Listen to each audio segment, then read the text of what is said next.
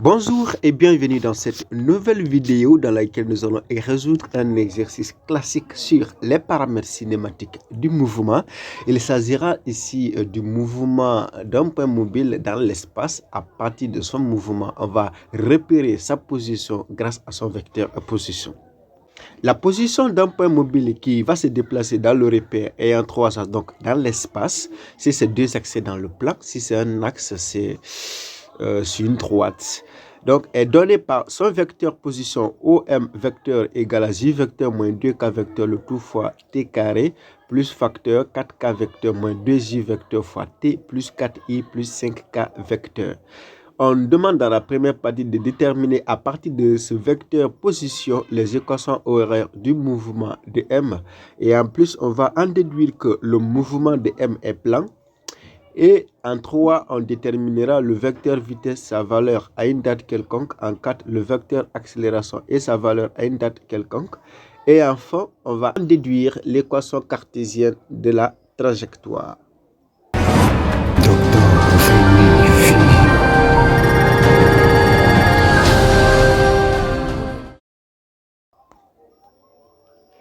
Donc, on va d'abord reprendre l'expression du vecteur position qui se trouve là, j moins 2k fois t carré plus 4k moins 2j fois t plus 4i plus 5k.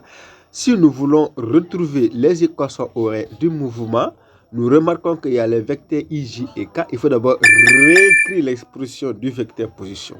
Nous savons que le vecteur position est donné par la forme OM égale à XI plus YJ plus ZK. Et du coup, l'expression du vecteur position, comment donner? Je vais d'abord développer les T carrés. Donc, j'aurai T carré fois J, T carré fois 2K. Maintenant, T fois 4K vecteur égale à 4T fois K vecteur. Et T fois moins 2J égale à moins 2T fois J vecteur. De même, je fais la même chose ici. Je regroupe par I, J et K. Du coup, quand je regroupe par I, J et K, ça sera la forme XI, YJ, ZK. Maintenant, toutes les valeurs qui multiplient I vecteur représentent X, toutes les valeurs qui multiplient J vecteur représentent Y et toutes les valeurs qui multiplient K vecteur représentent Z. Ça sera simple, donc je vais donc en déduire les équations horaires du mouvement. J'aurai donc ici, par comparaison, x de t égale à 4, déjà c'est une constante, y de t égale à t carré moins 2t et z de t égale à moins 2t carré plus 4t plus 5. Ensuite, en 2, on demande de montrer que le mouvement est plan. Il faut comprendre qu'un mouvement est plan lorsque ce mouvement s'effectue dans un repère ayant deux axes. Donc, s'il y a trois axes, c'est que l'un des axes est soit nul ou constant. Mais nous remarquons que l'axe X est constant. Comme l'axe X est constant, il n'y a que Y et Z qui vont varier. Dans ce cas, alors, on dit le mouvement est plan et a lieu dans le plan YOZ. Ensuite, on nous demande de trouver le vecteur vitesse et sa valeur. Il faut d'abord voir que le vecteur vitesse est donné dans le repère cartésien par cette expression. Pour trouver Vx, il faut dériver. Maintenant, pour savoir comment on dérive, il va falloir regarder ma première vidéo sur comment dériver une fonction. C'est extrêmement important. Il faut voir ça. Du coup, quand on dérive t carré, on va trouver ça et l'autre, on va trouver ça. Et maintenant, on remplace Vx, Vy, Vz. Comme Vx égale à 0, ça va rester Vy et Vz. On remplace ici. Mais on remarque que on peut mettre 2t moins 2 en facteur ici, là. Quand on met moins en facteur, on aura moins facteur 4t moins 4. Mais dans 4t moins 4, je peux avoir 2t moins 2. Ça va rester moins 2k. Vous voyez, non? Donc, j'aurai 2t moins 2, 2t moins 2. Je mets ça en évidence. Le J là va rester ici. Mais comme il y a 4, c'est que c'est 2 fois ça. Donc, j'aurai ici 2. Mais en mettant le moins en facteur, le moins quitte ici, ça vient au milieu. Vous voyez? Alors, à l'aide de ça, tu peux donc en déduire la norme du vecteur vitesse. Il suffit de prendre la formule. Il faut donc revoir mes cours sur les paramètres cinématiques pour ne pas te fatiguer beaucoup. Et du coup, lorsque tu vas prendre Vx et Vy, tu vas trouver sur cette forme-là. À ce niveau, comme on avait dit, on peut mettre le signe moins en évidence.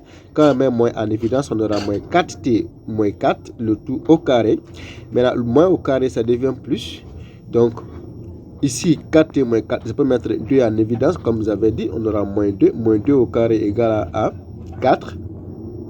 2t moins 2 reste au carré, ici 2t moins 2, on peut mettre 2t moins 2 en évidence ici, ça va rester 1 plus 4, 1 plus 4, ça sera 5 ici, donc j'aurai racine de 5, 2t moins 2, maintenant ça là, ça peut sortir sous le radical, n'est-ce pas? Ça peut bien et bien sortir, donc on peut, voilà, si on veut continuer le calcul, on peut continuer le calcul, parce qu'on a ici 2t moins 2, dans 2t moins 2, là, je peux mettre encore 2 en évidence, ça devient 2 facteurs de t moins 1 au carré. Encore 2 au carré, ça fait 4. Maintenant, t moins 1 au carré reste. Donc, on aura 5 fois 4. Maintenant, racine de 4 égale à 2. 2 sort. Racine de 5 reste ici. Et racine de t moins 1, le tout au carré. Le carré saute avec le radical. Donc, ça sera 2 facteurs de t moins 1 fois racine de 5. Si on me demande de déterminer le vecteur accélération, je vais donc définir d'abord le vecteur accélération AX, AY et AZ. Après, je trouve la valeur de AX en dérivant les V. AX dérivé de VX, je vais trouver 0 parce que c'était 0. Ici, 2t moins 2, je vais trouver 2. Ici, moins 4t plus 4, je vais trouver moins 4. J'aurai donc A vecteur égal à 2j moins 4k. Vous voyez? Maintenant, si je veux trouver la norme du vecteur accélération, j'aurai donc racine de tout ça là. Mais par commodité, hein, ça c'est un cas exceptionnel ici. C'était comme si A égale la dérivée de la norme de la vitesse par rapport au temps. Maintenant ici, on aura 2 au carré, ça fait 4. 4 au carré, ça fait 16. 4 plus, voilà, 16, ça fait 20. Mais je peux laisser ça, je peux mettre 4 en évidence. J'aurai 2 racines de 5. Comme si on avait un A égale la dérivée de la vitesse par rapport au temps. On avait trouvé la norme de la vitesse sous la forme à 2 racines de 5 facteur de t moins 1. Comme 2 racines de 5 est une constante, ça sort t moins 1 dérivée égale à 1. Donc on va trouver 2 racines de 5. Vous voyez? Alors si on me demande de déterminer l'équation cartésienne de la trajectoire, ça sera simple, n'est-ce pas? Donc, comme x est une constante, je ne m'intéresse pas à x. Y égale à t carré moins 2t et z égale à moins 4t carré plus 4t plus 5. Vous voyez? Maintenant, ici, je mets moins 2 en évidence au niveau de z. Donc, je reprends x égale à 4, y égale à t carré moins 2t. Maintenant, z là, j'envoie 5 par là, ça devient z moins 5. Maintenant, ici, je mets moins 2 en évidence, j'aurai moins 2 facteurs de 2t carré moins 2t. Maintenant, 2t carré moins 2t représente y. Donc, je peux remplacer ça par y. J'aurai donc z moins 5 égale à moins 2y. Vous voyez? Donc, z moins 5 égale à moins 2y.